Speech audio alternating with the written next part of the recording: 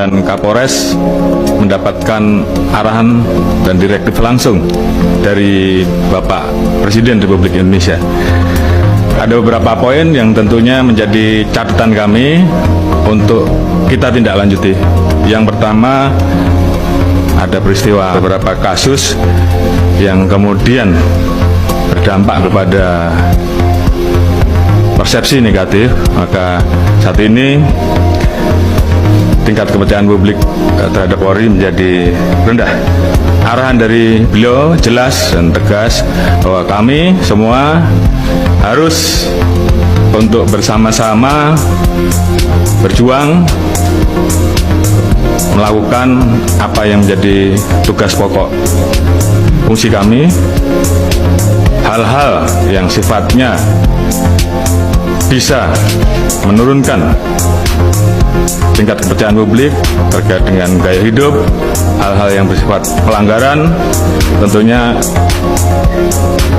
ini menjadi arahan dari Bapak Presiden dan kami akan tindak lanjuti untuk melakukan langkah-langkah dan tindakan tegas. Hari ini kita melaksanakan kegiatan Rapim Polri yang merupakan kelanjutan dari Rapim TNI Polri yang kemarin sudah jelas Bapak Presiden memberikan beberapa arahan terkait dengan apa yang harus dilakukan oleh TNI dan Polri khususnya mengawal kebijakan nasional, namun di satu sisi kita juga memiliki tugas dan tanggung jawab terkait dengan tugas pokok kita untuk melaksanakan harkat Tipmas dan penegakan hukum. Nah, hari ini juga kita sudah bahas dan kita ingatkan ke polda-polda yang memang selama ini menjadi polda-polda yang sering terjadi, segera mengaktifkan kembali Satgas yang di dalamnya terdiri dari pemerintah daerah, kemudian Satgas Manggala Agni yang biasanya di dalamnya terdiri dari masyarakat dan relawan, dan juga kesiapan dari aplikasi untuk memantau dan juga kesiapan menghadapi tahapan persiapkan langkah-langkah mulai dari persiapan pengamanan, langkah-langkah untuk meredam terjadinya polarisasi atau hal-hal yang mengarah ke politik identitas dengan politik sistem, bekerja sama dengan tokoh-tokoh masyarakat, tokoh-tokoh agama, tokoh-tokoh daerah, dan seluruh elemen masyarakat, sehingga kita selalu ingatkan yang namanya persatuan, dan persatuan harus kita jaga, jangan mengorbankan yang namanya persatuan dan kesatuan. Ini yang harus terus kita ingatkan, karena memang ini berdampak terhadap bangsa kita dan juga multiplier efek bagi masyarakat sekitar. Kemudian ada dan juga tentunya terkait dengan potensi-potensi konflik yang ada yang terjadi di beberapa wilayah. Tentunya kita harapkan rekan-rekan dari kepolisian untuk dari awal sudah turun menyelesaikan akar masalahnya, sehingga kemudian tidak membesar. Hal-hal seperti itu yang tadi kita arahkan, dan juga komitmen untuk bersama-sama kita bekerja keras meningkatkan pelayanan, kualitas pelayanan kita pada masyarakat untuk lebih baik.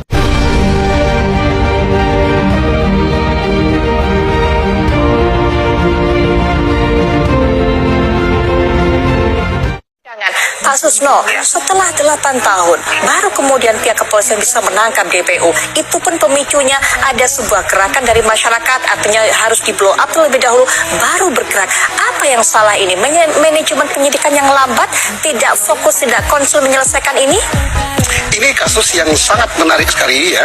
Pelajaran untuk aparat penegak hukum, Polri, jaksa, hakim, pengacara, dan pelajaran terbaik untuk bangsa Indonesia. Ya. Kita harus meninjau lebih makro lagi tentang sistem peradilan pidana Indonesia. Oke, dari kasus ini yang harus dijawab adalah apakah ini kasus kecelakaan apa bukan atau pembunuhan. Betul. Kalau kecelakaan harus dijawab juga apakah kecelakaan tunggal atau kecelakaan ada lawan. Kemudian kalau ini bukan kecelakaan, ini pidana, pembunuhan, maka timbul pertanyaan, apakah pembunuhnya yang sekarang sudah divonis oleh hakim yang sudah mempunyai kekuatan hukum tetap, atau ini adalah sebagaimana yang disampaikan di media sosial dan media konvensional bahwa pembunuh ini bukan pembunuh sebenarnya, termasuk DPO bukan DPO sebenarnya. Ini yang harus dijawab.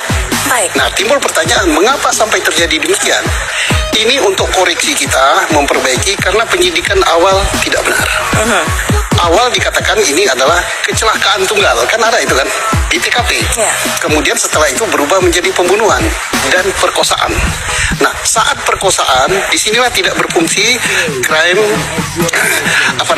scientific crime investigation. Kenapa? Perkosaan ada sperma. Nah, kalau ada sperma, sebagaimana dikatakan, di situ ada berapa laki-laki?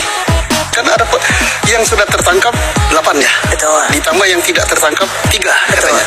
Ditambah lagi yang meninggal 1. Nah, ini sperma siapa?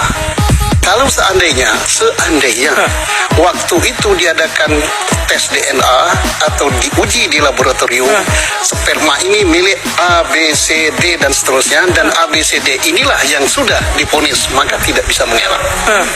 Tapi karena tidak, nah ini timbul pertanyaan, ini sperma siapa? Mau dicari sekarang nggak bisa. Betul. Oke, dan terus akhirnya berkembang. DPO nggak tertangkap, berkembang, ini ada pejabat, ada apa-apa dan sebagainya. Karena apa? Ini pertanyaan, kasus yang sedemikian, identitas jelas, ditulis dan sebagainya, kok tidak ketangkap 8 tahun? Ya. Nah, bagaimana mau ngangkep perkara yang besar? Tapi alhamdulillah kita bersyukur, dan hormat saya kepada adik-adik saya yang di markas besar dan di Polda, mereka mengadakan examination terhadap kasus ini, mengaudit kasus ini.